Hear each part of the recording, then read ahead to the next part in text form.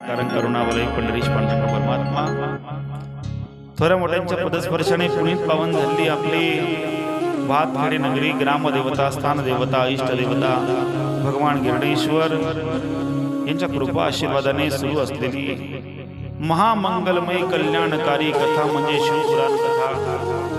कथेचा आजचा आपला चौथा दिवस, चतुर्थ दिवस, आणि आपण सर्वजण त्याच उत्साहाने त्याच आनंदाने कथा श्रवण करण्यासाठी एकत्र आलो आहोत। माझ्या बाबाची कथा आहे आणि बाबाची कथा ऐकल्यानंतर तुम्ही नाही येणार असं कधी होऊ शकतं का? बाबाकडे एक खातेवही आहे ना, जसं तुम्ही एखाद्या वाण्याकडे गेल्यात दुकानावर तर त्याच्याकडे खातेवही असते, कोण किती घेऊन गेलं, कोण किती नाही, कोण किती मागणार आहे, कोणाला काय पाहिजे, अशी खातेवही असते। आणि त्या खातेवहीमध्ये ज्याचं जेवढं देणं आहे तेवढंच द्यावं लागतं, ज्याचं जेवढं घेणं आहे तेवढंच घ्यावं लागतं। तो लिहून ठेवतो बाबा कोणी किती उधारी घेतली, कोण फक्त घ्यायचं म्हणतंय, द्यायचं म्हणतच नाही, असं काय आहे नेमकं, या सगळ्या गोष्टी त्या ठिकाणी बाबा पाहतो आणि पाहून त्या ठिकाणी त्या तुमच्या ज्या पद्धतीने तुम्ही घेतले आहेत त्या पद्धतीने तुम्हाला वापस करतो। आणि बाबा वसूल सुद्धा करतो बरं का, वसूल सुद्धा करतो। तुम्हाला कधी कधी वाटत असेल की बाबा फक्त मागतोच का, तर बाबा वसूल सुद्धा करतो का? बाबाकडे सगळ्यांचं खातं। मेरे बाबा के दरबार में सब लोगों का खाता, मेरे बाबा के दरबार में सब लोगों का खाता, मेरे बाबा के दरबार में सब लोगों का खाता, मेरे बाबा के दरबार में सब लोगों का खाता। जो ही जैसे करने करता हो,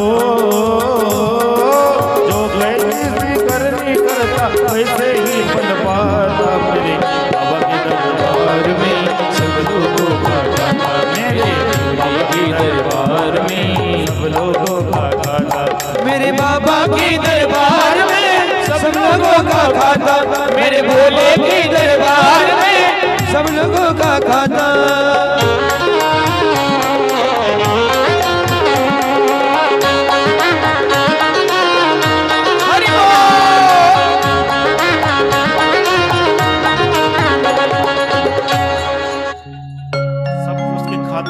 जा रहा है, कौन कथा में आकर बैठा है, कौन कथा में आकर भी कथा न सुनकर घर की बातें बोल रहा है, कौन कथा में आकर उसका ध्यान कथा में नहीं तो घर की तरफ है कि घर की कुंडी लगाई या नहीं, सब बाबा देख रहे हैं।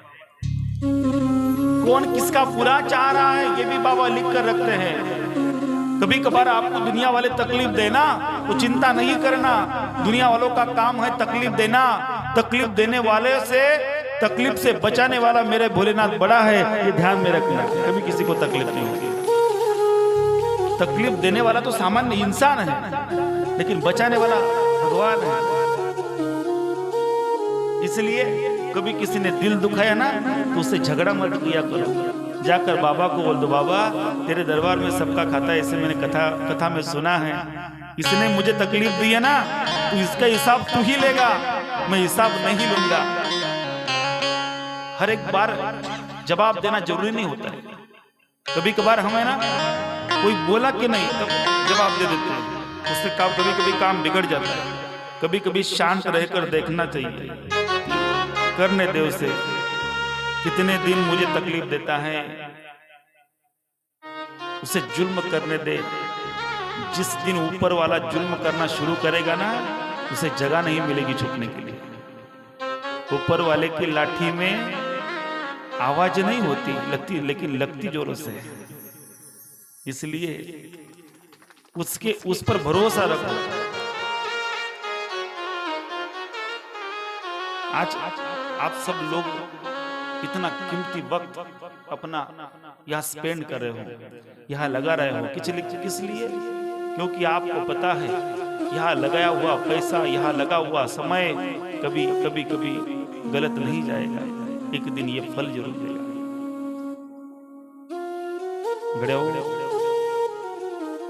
बाहेर निघाल ना थंडीची आगच लागते, इथं आल्यावर वाटते का थंडी तुम्हाला? कोणाला कारण इथं बापाची ऊब आहे, या भोले बाबाची ऊब आहे. तो सगळं सांभाळून घेतो. लेकरं आहेत तुम्ही सगळे, घरदार सोडून इथपर्यंत आलाय. ही सोडायची सवय लागायला हवी तुम्हाला. 2 तास कीर्तनाला सोडलं घर, ती सोडायची सवय लागते. 3 तास कथेसाठी सोडलं घर, सोडायची सवय लागते. 8 दिवस मुक्ताबाईच्या दिंडीला गेलात, 8 दिवस घर सोडायची सवय लागते. महिनाभर पंढरपूरच्या वारीला गेलात, पंढरपूरच्या वारीला गेल्यावर घर सोडायची सवय लागते. 4 महिने नर्मदा परिक्रमेला गेलात तर 4 महिने घर सोडायची सवय लागते. आणि गड्यावर अशी घर सोडायची सवय लागली ना, तर शेवटी मरताना घर सोडताना त्रास होत. खरं सांगू का, मरताना तो काय वेदना होतात त्या लांबचा विषय. वेदना फार होत नाहीत, पण तुम्हाला ते सोडू वाटत. माझ्या मरणारा प्रत्येक म्हातारा म्हातारी मुला मुलींकडे पाहत नाही, असं वरती पाहतो, वरती पाहतो. एवढं हे एवढं असं कसं होईल? अडकल्यामुळे त्रास आहे. लक्ष देऊ नका बरं का, अडकलाय म्हणून त्रास आहे. आणि कथा हे सोडणं शिकवते, अडकणं शिकवत नाही. तुम्ही आम्ही अडकलो आहोत, माझ्या नंतर यांचं कसं होईल? बऱ्याच म्हाताऱ्यांचा प्रॉब्लेम आहे.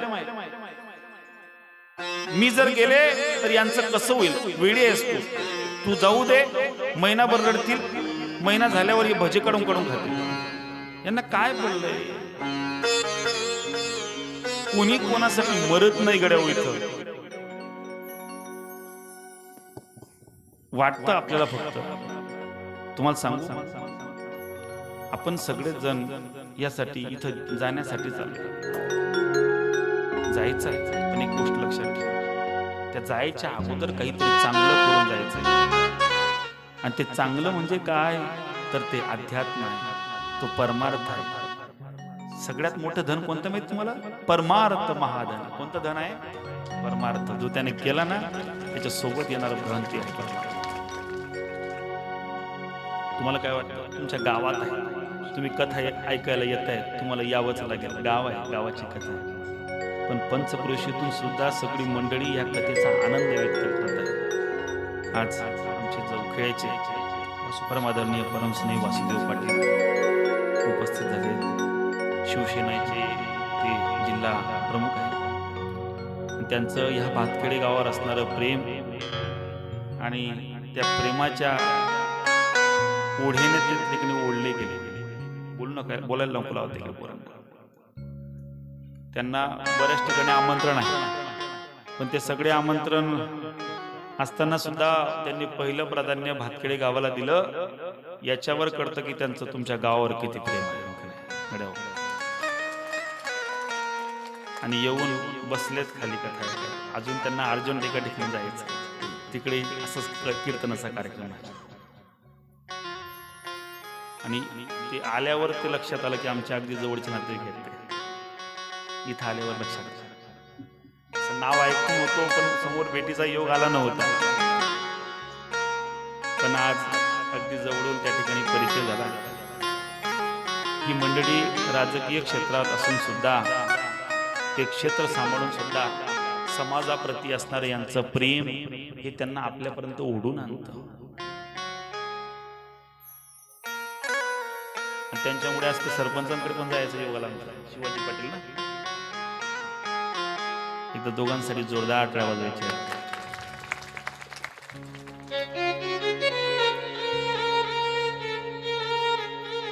देवासाठी दिलेला एक न एक क्षण हा आपल्या जीवनाचा उद्धार करणार आहे.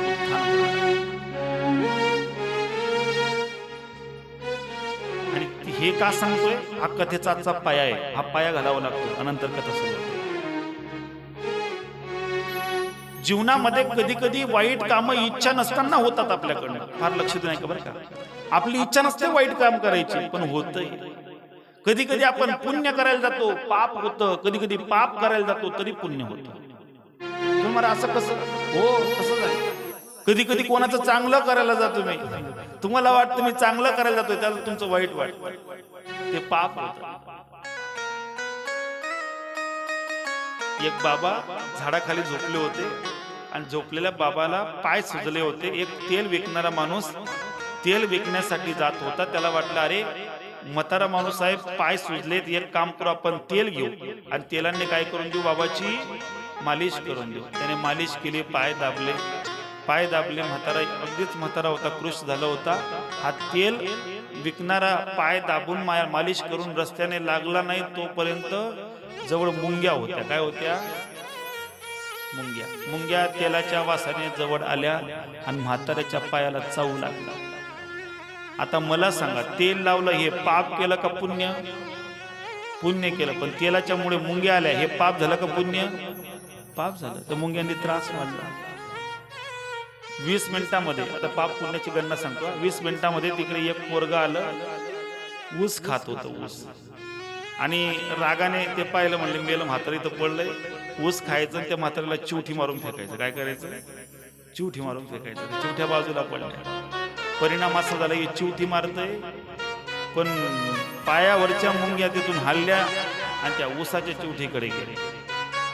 आता हे पाप करायला होतं का पुण्य करायला? आणि झालं काय? असंच होतं बरं. ते फक्त स्वतःहून मनाने करायला नको पाप. कधी कधी असा प्रकार होतो. महाराज, पापाची आणि पुण्याची व्याख्या जगात कोणी करू शकत नाही. तुमच्या अनुषंगाने, तुमच्या मताने एखादी गोष्ट पाप असेल तर ती इतरांसाठी पुण्य असू शकते.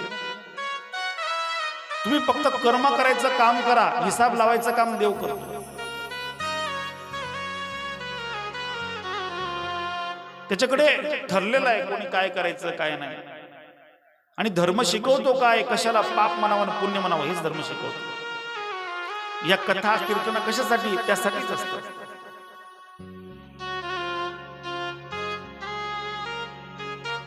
कितीही पाप कितीही पुण्य त्या ठिकाणी तुम्ही केलं तरी गणित बराबरी झाल्याशिवाय तुम्हाला माणसाचा जन्म मिळत. पापा पुण्याची बराबरी जोपर्यंत होत तोपर्यंत माणसाला माणसाचा जन्म मिळत. आणि फक्त माणसाच्या जन्मात येऊन माणसाने पैसा कमवला, श्रीमंत झाला म्हणजे माणसाचा पुरुषार्थ नाही. 90% लोकांना अजूनही कळत नाही की हा देह माणसाला देवाने दिला कशासाठी, भजनासाठी दिलाय का भोजनासाठी, हे कळत नाही. स्वर्ग 3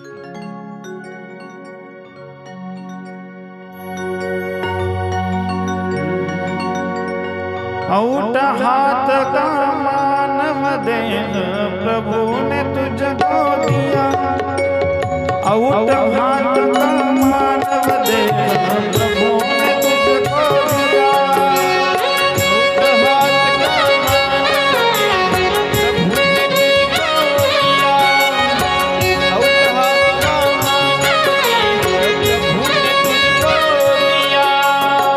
औट हाथ का मानव प्रभु ने तुझको दिया. औट हाथ का मानव देव प्रभु ने तुझको दिया. खाया पिया सुख से सोया,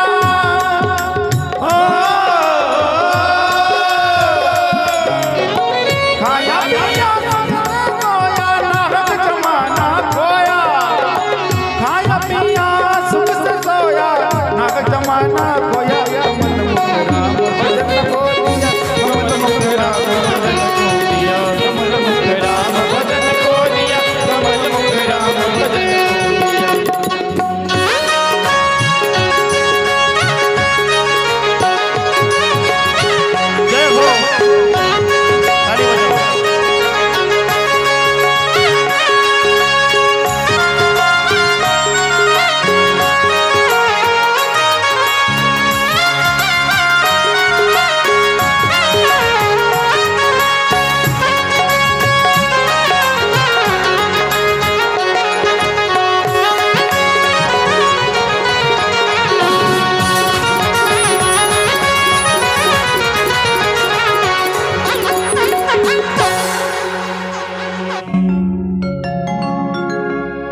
औट हाथ का मानव देव प्रभु ने तुझको दिया.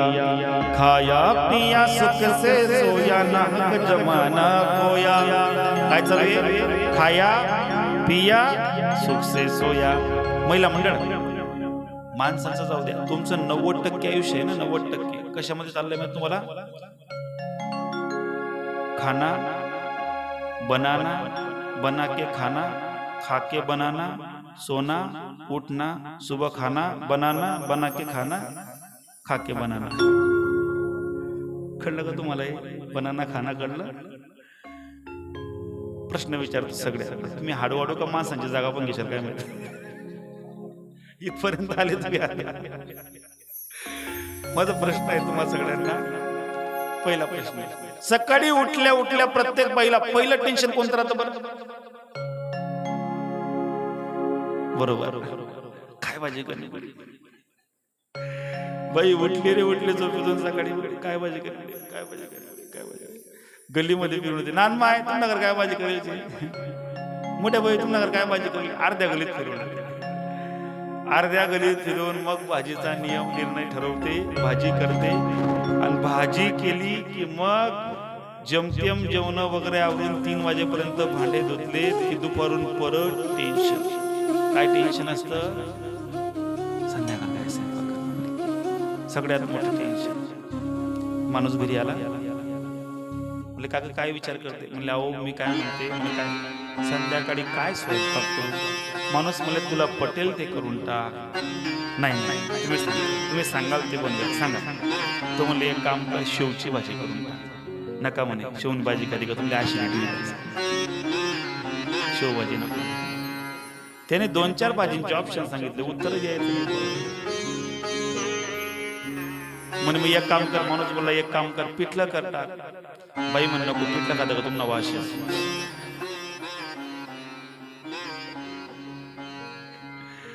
शेवटी माणूस कंटाळला, म्हणले बाई तुला पटेल ते स्वयंपाक कर. बाई म्हणे एक काम करस, टाइम होई गया, एक काम करस. मी काय करस, काय काय काय बरोबर काय बोलले तुम्ही. काय तुमच्या गावाचं एकमत आहे बुवा. बाकी गोष्टीत मला माहित नाही, पण या गोष्टीत पूर्ण गाव एकमताचं आहे.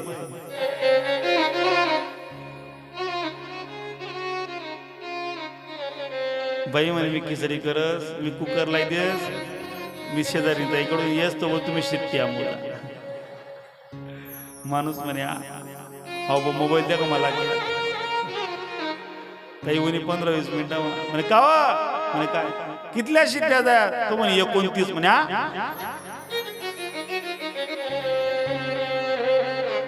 29.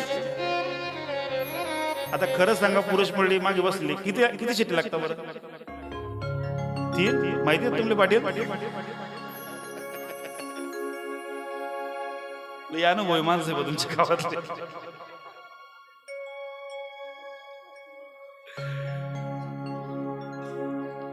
विनोदाचा भाग वजा करा. आपलं जीवन त्याच्यात चाललंय. मला सांगायचा हेतू काय आहे, उठलं जेवण करणं, स्वयंपाक बनवणं, संध्याकाळी हे जीवन आहे का आपलं? हे जीवन आहे? एवढ्यासाठी जन्म घेतलाय आपण? खाण्यासाठी, बनवण्यासाठी, एवढ्यासाठी जीवन आहे का? आपल्या जीवनाचा अर्थ का कळत नाही या मानवी जातीला? मानवी जातीला एकच काम झालंय, प्रत्येकाचं एकच म्हणणं आहे, अन्न, वस्त्र, निवारा, बस. याच्या पलीकडे माझं जीवनच नाही. आता जरा कडक शब्दात बोलला तुम्ही, आता हसलात, आनंद वाटला, पण कडक शब्दात बोलेल. अरे हे जे तुम्ही जगतायत ना, ही जनावर सुद्धा जगतायत असं जीवन. ते सुद्धा उठल्या जातात, चिमणी जाते, तिची पण दाना टिपते, खाते, आपल्या पिलांना आणते, पिलांना भरवते, पिलांना. अरे आपल्यापेक्षा कदाचित ते सुखी आहेत, त्यांना चिंता नाही उद्याचं काय करायचं. आम्हाला चिंता आहे माझ्या 7 पिढ्या बसून कशा खाते, माझ्या एवढ्या कशा होतील, मी गुंतवणूक कशी करेल, प्लॉट कसा गेली एरंडोलला, गावात कसं घर बांधेल, माझं हे इकडे ते तिकडे. का किती टेन्शन आहे हो. मला सांगा, कुठल्या प्राण्याने चिंता केली कधी? केली का?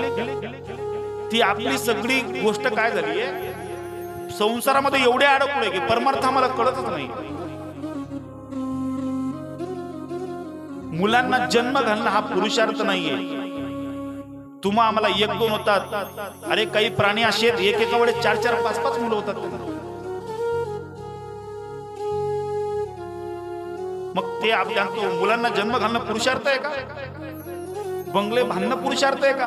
बंगले बांधून या मताचा मी नाही. माणसाने पैसे कमवायलाच पाहिजे, पैशांशिवाय काहीच नसतं. पैसा भरपूर कमवा, भरपूर कमवा, पण इतका जास्त कमवू नका की तुम्ही मेल्यावर तुमची पोरं तुम्हाला वाटे लावायच्या अगोदर हिस्से वाटण्यासाठी भांडणं करतील. एवढा पैसा कधी कमवू नका माणसाने. जर मुलं संस्कारी असतील, मुलं चांगली वागणारी असतील, पैसा कमवायची गरज नाही. आणि मुलं जर संस्कारी नसतील तर पैसा कमवून काही फायदा नाही. दिवस रात्र माणूस धावपळ करतोय, दिवस रात्र हे कर ते कर, हे कर ते कर, पण त्या सगळ्या गोष्टींमध्ये परमार्थ हे जीवन आहे ना, ज्यासाठी दिलंय तो हेतूच माणूस विसरला. हा 3.5 हाताचा नरदेह फक्त धावपळ करण्यासाठी, विश्रांती नाही कोठे, रात्रंदिवस तळमळ. संत 750 वर्षापूर्वी आज माणूस जगतोय हे देवापासून सांगून ठेवलंय. फार फरक कुठे पडलाय.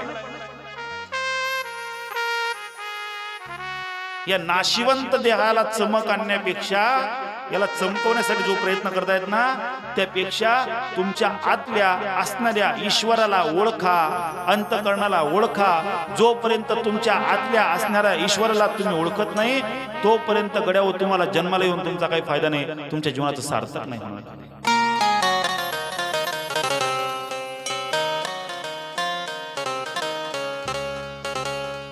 कौड़ी कौड़ी माया जोड़ी महल खुद को बनाया. कौड़ी कौड़ी माया जोडून महल बनवला, पण आप ही जाकर अंत समय में शमशान में जाकर सोया. एवढा मोठा माल बनवला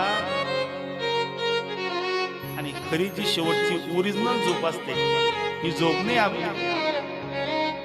ही तुम्ही रात्री झोपतात नाही, ही झोप खरी नाही.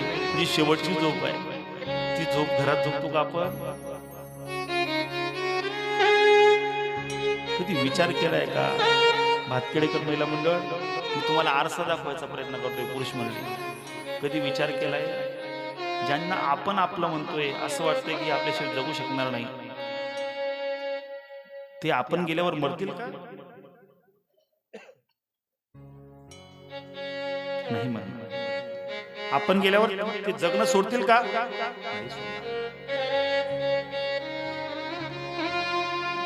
पेट पकड कर माता रोवे, बाह पकड कर भाई, लपट झपट कर तिरिया रोवे, लपट झपट कर तिरिया रोवे. हंसा केला जाए रे मन फुला फुला, फिरे जगत में कैसा नाता है. अब मरने के बाद लोग रोते हैं. कोई कैसे रोते हैं? पेट पकड कर माता रोवे, बाह पकड कर बाई. आई पोट धरून रडते, माझं बाळ गेलं, माझं बाळ गेलं. हात पकडून मग माझा भाऊ गेला असं भाऊ म्हणतो, भाऊ रडतो. लपट झपट कर तिरिया रोवे, ओ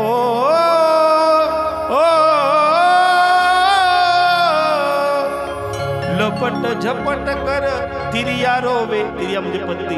ती हात पाय सोडते, रडते, पण जाताना हंसा केला जाय रे मन फुला फुला, फिरे जगत में कैसा नाता है. घर जागेवर राहतं, बायको दरवाजापर्यंत, सगळी भाऊकी जडताना एकट्याला जडावं लागतं. जलाने वाले 1000 थे, जलने वाला एक अकेला था. म्हणून मी सांगत नाही तुम्हाला संसार सोडून द्या, हे म्हणत नाही, पण त्याच्यातला काही काळ आहे ना परमार्थासाठी. कधी बसून हरिपाठ वाचत. तुमच्या गावात हरिपाठ महिला भजन मंडळ आहे का? हरिपाठ करणाऱ्या महिला दररोज आहेत? हात वर करा बरं, कोण कोण आहेत त्या हरिपाठ महिला? जोरदार टाळ्या वाजवा या सगळ्या महिलांसाठी. वा वा, क्या बात.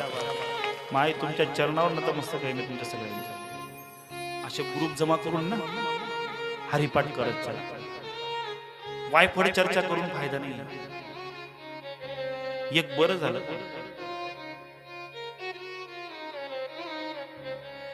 आता नदीवर बायांचं धुवायला जाणं बंद झालं, नाहीतर लई चर्चा चालायची तिकडे. आता घरातच असतं. या वायफळ चर्चा करण्यापेक्षा माय 8-10 महिला एकत्र येत जा, हरिपाठ म्हणत. का हरिपाठ कीर्ती मुखे जरी गाय, पवित्रची होय देह त्यास. हा देह पवित्र करायचा आहे ना, हरिपाठ करायचा. काही टेन्शन नाही. आपले लोक थोडे वेडेच आहेत, आपल्या महाराष्ट्रातले लोक. त्यांना गोस्वामी तुलसीदासांनी सांगितलेलं भूत पिशाच निकट नाही आवे, महावीर जब नाम सुनावे, याच्यावर विश्वास बसला. पण माऊलीने सांगितलं पडे भूत बाधा भेने तेते. माऊली स्वामी गोस्वामींच्या अगोदर 400 वर्ष अगोदर आहेत माऊली. बघा बरं का, हे लक्ष देऊ नका. महाराष्ट्रातल्या लोकांना मराठीचं कौतुक वाटलंच नाही. गोस्वामी तुलसीदासांपेक्षा 400 वर्ष अगोदर माऊलींचा जन्म झाला आहे. आणि 400 वर्ष अगोदर माऊलींनी सांगितलंय पळे भूत बाधा बेने देते. हरिपाठ करते. जर तुम्ही हरिपाठ म्हणला तर भूतबाधा निघून जाते. याच्यावर लोकांचा विश्वास बसला नाही. पण लोकांचा विश्वास गोस्वामींनी म्हटलं भूत पिशाच निकट नाही यावे, महावीर जब नाम सुनावे. मी हनुमान चालीसाच्या विरोधात नाहीये, पण लक्ष देऊन ऐका. अरे बाबांनो, हे असं काही दिसल्यावर हनुमान चालीसा म्हणण्यापेक्षा हरिपाठ जरी म्हटलं तुम्ही तरी सुद्धा तुम्हाला ती बाधा सुद्धा होऊ शकत नाही. सुरू करायचं ना, हरिमुखे मना, हरिमुखे मना, पुण्याची गणना कोण करी, पुण्याची गणना कोण करी, पुण्याची गणना कोण करी. एवढं म्हणा तरी पुष्कळ आहे. आज सुंदर एक कथा म्हणणार आहोत आपण. ती कथा आहे कुमारखंड. आपल्याला श्रवण करायचं आहे. कुमारखंडाच्या सुरुवातीला एक सुंदर कथा येते. ती म्हणजे गड्याऊ भगवान शंकरांचा सगळ्यात आवडता मित्र म्हणजे कुबेराची. हा कुबेर डायरेक्ट कुबेर झाला नाही, स्टेप बाय स्टेप. बघा, तुम्हाला एका जन्मात देव पाहिजे ना, तसं नसतं. ऐका. एक महान ब्राह्मण आहेत आणि त्यांच्या पोटी गुणनिधी नावाचा मुलगा जन्माला आला.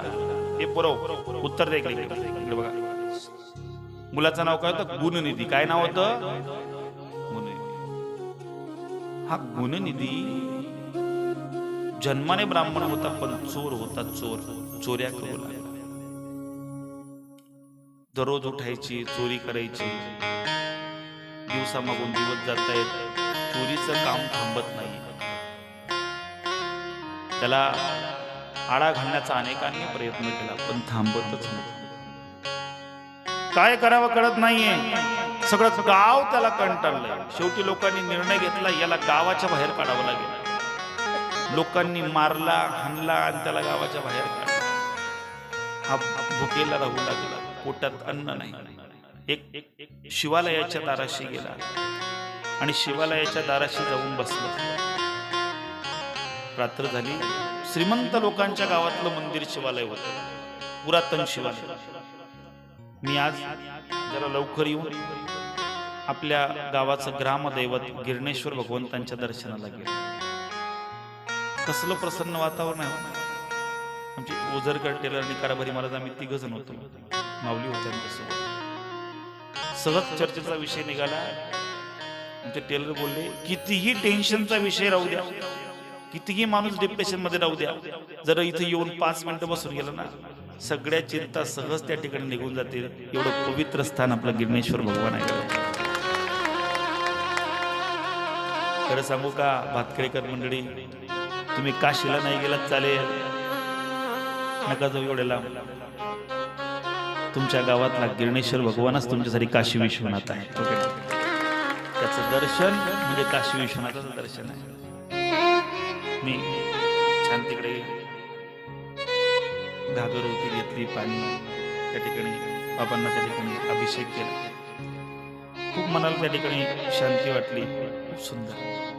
मला सांगितलं माऊलीने की महाराज आमचं हे जुनं गाव या ठिकाणी होतं. पिढ्याना पिढ्या या ठिकाणी आमचं गाव होतं आणि ते गाव उठून आता इकडे आलंय. त्या गावाचा राजा हनुमंतराय यांचंही दर्शनाचं योग आलं. खूप सुंदर. शिवरात्रीचा उत्सव तर खूप अनुपम्य सांगतात तुमच्या इथला. खूप सुंदर शिवरात्रीचा उत्सव या ठिकाणी होत असतो. हा गुणनिधी गावाच्या बाहेर निघाला, एका शिवालयाच्या बाहेर बसला. 3 दिवस झाले, भूक होती पोटामध्ये, अन्नाचा कण नाही, करावा काय कळत नाही. त्याने काय केलं, मंदिरामध्ये खमंग असा वास येत होता अन्नाचा, पण हा वाट पाहत होता हे पुजारी सहित सगळे कधी बाहेर जातील, हे बाहेर गेले की आपण जाऊन अन्न श्रवण त्या ठिकाणी सेवन करू. सगळे बाहेर निघाले, रात्रीची वेळ, आणि शिवालयांना दरवाजे नसतात. जे पुरातन शिवालय आहेत ना, हिमाळपंथी यांना दरवाजा नसतो. शिवाच्या मंदिराला दरवाजाची गरज नाही. आत गेला,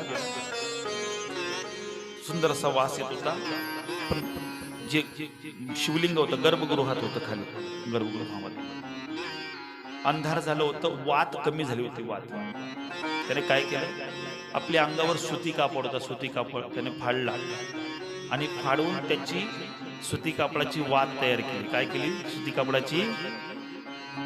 सप्ताह असतो ना आपल्या गावाला, 184 वर्ष ना सप्त्याला, सुती कापडाची वात जर तयार केली आपण त्याला काय म्हणतो, जोरात बोला, काय म्हणतो, काकडा म्हणतो. वा वा, याला म्हणतात खरं पारमार्थिक गाव. वात घेतली आणि माऊली त्या समयीमध्ये ती वात टाकली, आणि वात टाकून त्या वातेने पेट घेतला आणि उजेड झाला. आणि मग काय सांगावं तुम्हाला, काय महिमा वर्णो आता सांगणे किती, आता बोलणे किती, कोटी ब्रह्म हत्या पाहता जाती. कोणाचं, काकडा आरतीचा. भक्तीची या पोटी बोध काकडा ज्योती, बोध काकडा ज्योती. पंचप्राण जीवे, पंचप्राण जीवे, भावे ओवाडू आरती, ओवाडू आरती माझ्या कृष्ण सभागिया, माझ्या राम सभागिया. चराचर मोहरले, चराचर मोहरले, तुझी दृष्टी पाहूया. काकड्याचा अभंग ऐकला की असा आनंदच वाटतो, प्रसन्न वातावरण, असं वाटतं सकाळच झाली.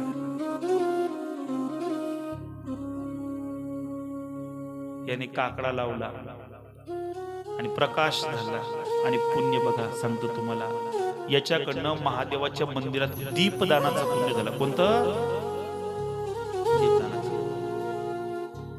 जीवनामध्ये सुंदर उपाय सांगतो, फार लक्षात नाही का, जीवनामध्ये मार्ग दिसत नसेल, हतबल झाला आहात, खूप प्रयत्न करत आहात, पण जीवनामध्ये मार्ग दिसत नाही, करावं काय कळत नाही, सर्वकडून निराशा वाटेला येत आहे, अंधकार वाटतोय जीवनामध्ये, त्यावेळेस एक उपाय करा. 6 दिवे कणकेचे बनवा. 6 दिवे कणकेचे 6 दिवे बनवायचे. 6 दिव्यांना सुंदर अशा वाता, ते दिवे लावायचे, आणि त्या दिव्यांच्या अग्रभागाजवळ त्या ठिकाणी 7 काळी तिळ, त्या ठिकाणी प्रत्येक दिव्याला 1-1 तीळ त्या ठिकाणी ठेवायचे. आणि ते तीळ ठेवल्यानंतर ते 6 दिवे घरी त्या ठिकाणी घेऊन जाऊन त्या ठिकाणी मागून ते दिवे त्या ठिकाणी आपण 5 दिवे त्यापैकी महादेवाच्या पिंडीजवळ लावायचे, आणि त्याच्यातला 1 दिवा घरी आणायचा आहे, आणि घरी आणून तो दिवा उंबरठ्यावर त्या ठिकाणी मागू बाहेरच्या दिशेने वाद करून लावायचा आहे. तुमच्या जीवनामध्ये कितीही अंधकार असू द्या, कितीही अंधकार असू द्या, हा उपाय तुम्हाला सोमवारच्या दिवशी प्रदोष काळामध्ये संध्याकाळी करायचा आहे.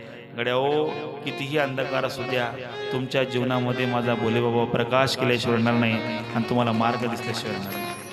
कधी कधी होतं असं, माणसाला सगळे रस्ते बंद झाल्यासारखं वाटतं की काय करावं. हे जर लक्षात राहत नसेल ना, त्या कथा सगळे मी अपलोड करतो माझ्या चॅनलला. योगेश महाराज धामणगावकर म्हणून यूट्यूब चॅनल आहे, त्याला सबस्क्राईब करून घ्या. हे सगळं परत तुम्हाला ऐकायला मिळणार आहे, बघ नाही. म्हणजे आजची कथा उद्या अपलोड होऊन जाईल, ती आपल्या सगळ्यांपर्यंत आपोआप पोहोचेलच.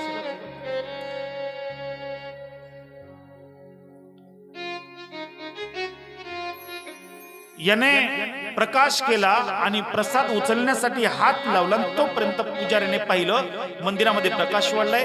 पुजाऱ्याला लक्षात आलं कोणीतरी चोर आलाय. पुजाऱ्याने आवाज दिला, चला धावा, पळा, अरे कोणीतरी चोर आलाय, धावा, धावा.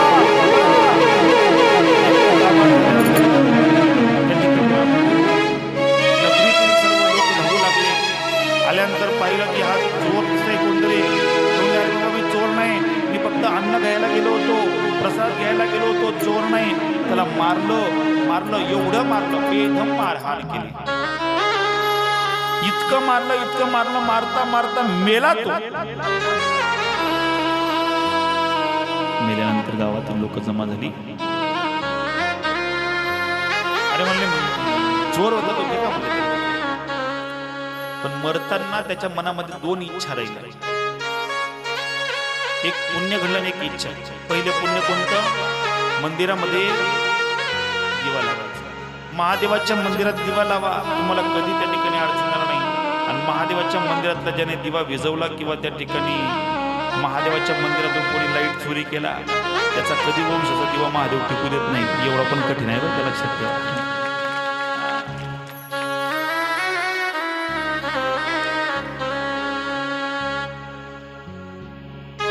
आणि दुसरी त्याच्या मनात इच्छा राहिली महादेवाच्या प्रसादाची. कोणती?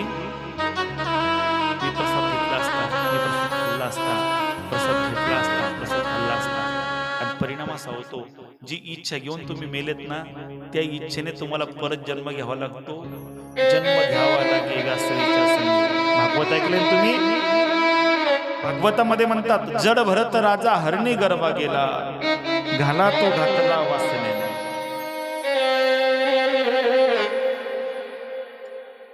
मरताना वासना चांगली पाहिजे माणसाची, संसाराविषयी विचार नको पाहिजे. आमची एक चुलत आजी आमच्या गावातली म्हातारी सिरियस झाली. सिरियस म्हातारीला 3 सुनबाया होती. किती? 3 सुनबाया. 2 सुनबाया बाहेर गेल्या होत्या, लहान सुनबाई घरी होती. म्हातारी सिरियस झाली. म्हातारीला ते मरताना लागतं. त्याला काय म्हणतात तुमच्याकडे? काय म्हणतात? हा, भरगड घरगड घा. ते मला नाही जमत. ते लागलं आणि म्हातारी करायला लागली. आता लहान सुनबाईला काही कळत नव्हतं. लहान सुनबाईने म्हणजे तिने मोठ्या जाऊला फोन लावला. जाऊ बाई म्हणले, काय आई कशा कशा करत आहे? म्हणे कशा कशा करत आहेत, थांबा तुम्हाला व्हिडिओ कॉलला दाखवतो. तिने व्हिडिओ कॉल लावला आणि दाखवला व सासूला. मोठी म्हणली, आईला देवाचा मिस कॉल येतोय. म्हणले असं मग पळा म्हणले. निघाली. मोठी आली, मधली आली. सासूबाईकडे पाहिलं. सासूबाई लागलं होतं घरगड आणि सासूबाई त्या घरगड्यामध्ये असे करायचे. मधली म्हणे, मोठी बाई आती आहे म्हणे, काय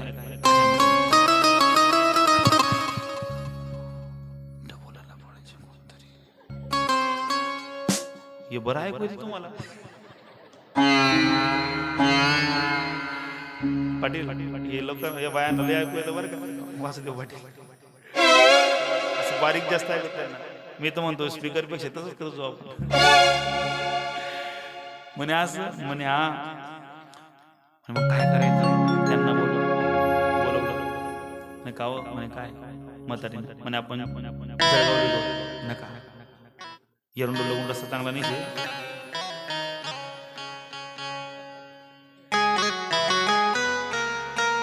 जाईल म्हातारी रस्त्याचा जीव सोडून देईल. म्हणलं मग त्यापेक्षा एक काम करू आपण, इथंच डॉक्टरला बोलू. डॉक्टर साहेब म्हणे, काय 5 लाख लागू द्या आमच्या आईला, 2 मिनिट शब्द तरी बोलायला लावा. मला खरं सांगा, 2 शब्द या आईसाठी होतात का?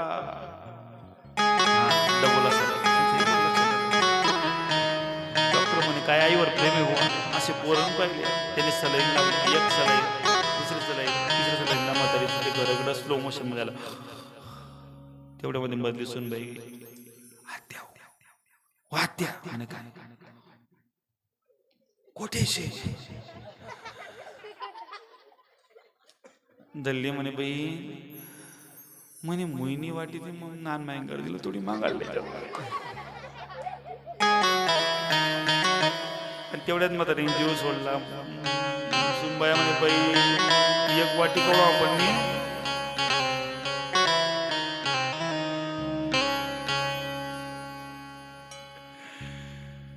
तुमच्या वाटीमध्ये लय जीव असतो. वाटी आणि जर ती वाटी जर गमली तुम्ही बठी गली चेक करतेस, तुम्ही जातेस गयात का त्या घर निबाईकडे बोलतेस तुम्ही किचन मध्ये का तुमनं ध्यान त्या रॅककडे राहा आणि जर रॅक मा तुमने एखादी शंका ही गई का माय इथं ना घर वाटेल माहिती दिख रे नाही पुन्हा घर कसं काय होणे ती बी एवढी हुशार आहे पहिल्या सांगितल्याप्रमाणे निळा ठिपका थोडीसा लाल ठिपका कसा राहत मग बदलावून आपल्याला माहिती झालं मी तर म्हणतो ना बाया सीआयडी मध्ये पाहिजे होत्या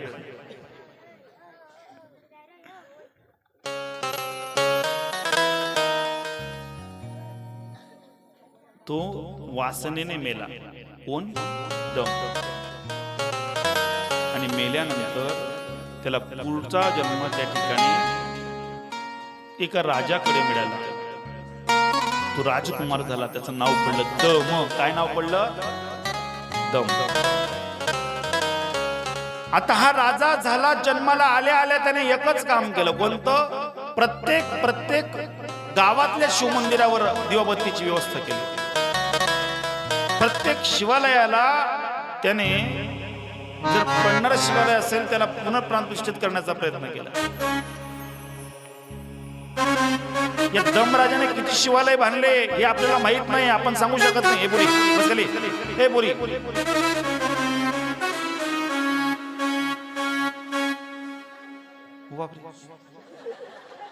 बस ना होता बस शांत बस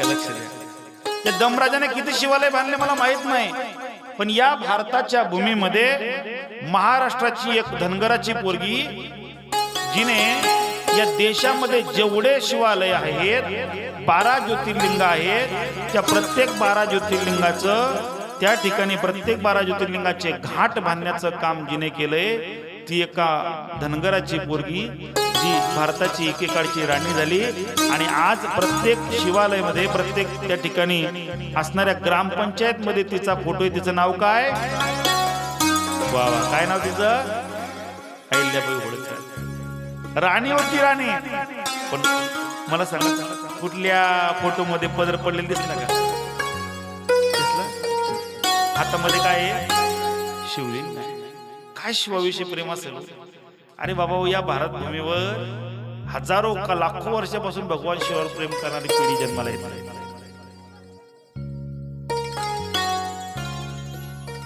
दमाने अख्खं आयुष्य त्या ठिकाणी शिवभक्तीमध्ये घालवलं अंतकाळामध्ये तप करण्यासाठी गेला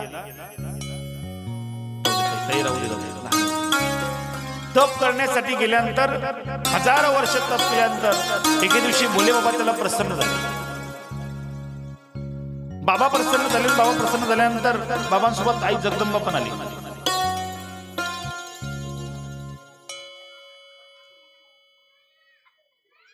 आणि जेव्हा त्या ठिकाणी बाबांसोबत आई जगदंबा माता आहे याने हात जोडला दमाने आणि बाबांकडे पाहतोय बाबांकडे पाहता पाहता आईकडे तिरका नजरेने पाहिलं आता सोबत आलेल्या पार्वती आई साहेबांना असं वाटलं हा माझ्याकडे कुदृष्टीने पाहतोय वाईट नजरेने पाहतोय तर त्याने काय केलं माहितीये का आई साहेबांनी त्याला श्राप देऊन टाकला काय श्राप दिला याने ज्या डोळ्याने माझ्याकडे तिरका नजरेने पाहिलं ना तो डोळा याचा फुटून जायला पाहिजे डोळा फुटला तर दमाने हात जोडला बाबा माझी चूक काय होती बाबा मी तुम्हाला त्या ठिकाणी मी चूक माझ्या मनात माझ्या आईविषयी त्या ठिकाणी आई आहे ती माझी आईविषयी पाप नव्हतं आईने चुकीचं समजलंय मला अहो मी कुदृष्टीने पाहिलं नाही वाईट नजरेने पाहिलं नाही मी फक्त एकच म्हणालो की या पार्वतीचं काय भाग्य माझ्या माईचं की बाबाच्या सोबत 24 तास राहते बाबा मला पण माग ना तुला काय मला एकच पाहिजे आता दृष्टी पडे ऐसा चितुरा है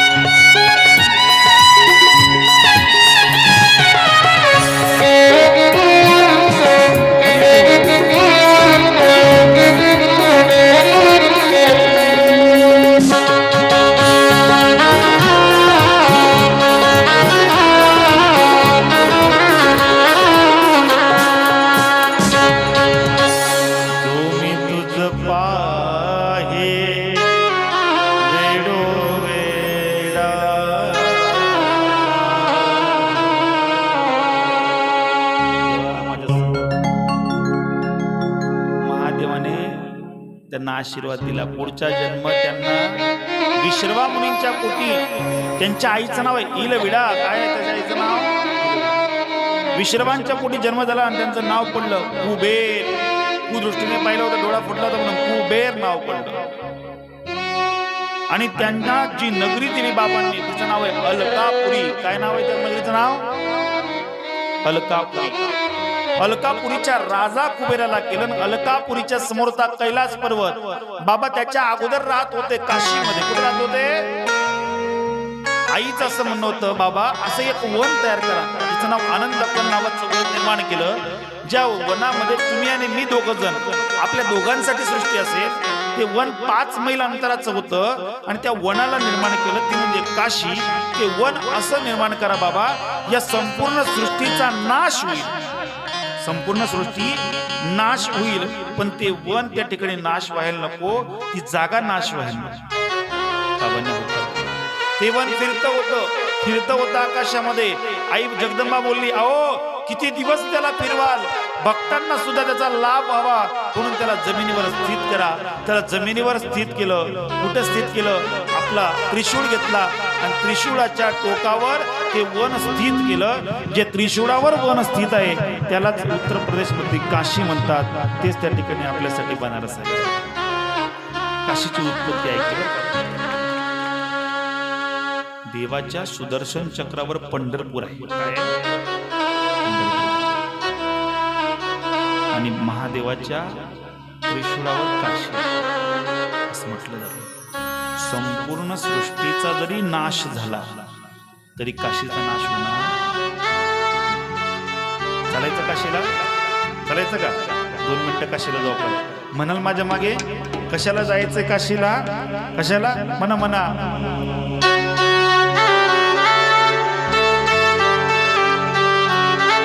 मैं काशी नगरी आई हूँ,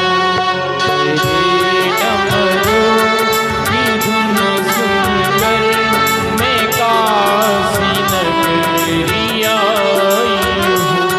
तेरे डमरू की धुन सर गए, मैं काशी नगरी आए हो.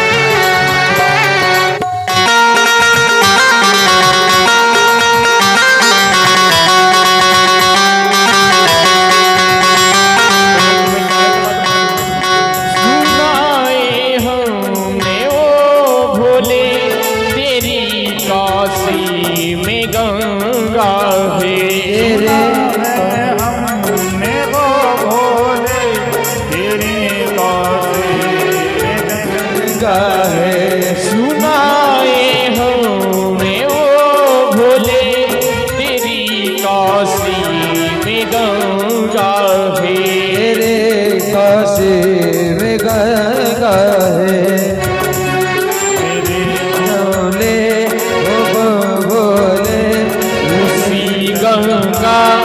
पाने को मैं काशी नगरी आई हूँ। तेरे डमरू की धुन सुनकर मैं काशी नगरी आई हूँ। तेरे डमरू की धुन सुन कर मैं काशी नगरी आई हूँ।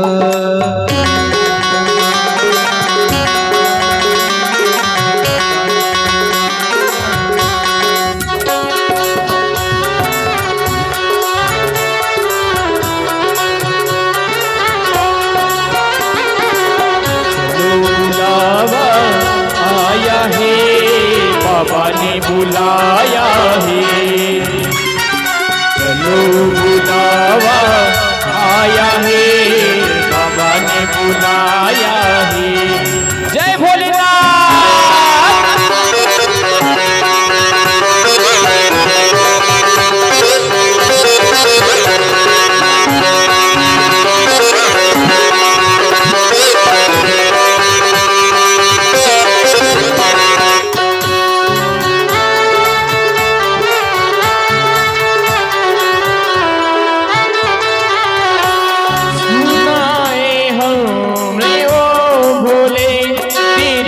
काशी में मंदिर है, तेरी काशी में मंदिर है, तेरे काशी में मंदिर है। सुनाए हमने ओ भोले तेरी काशी में मंदिर है। वो तेरे काशी में मंदिर है, तेरे काशी में मंदिर है। पूजा को मैं काशी नगरी आई हूँ। तेरे डमरू की धुन सुन कर मैं काशी नगरी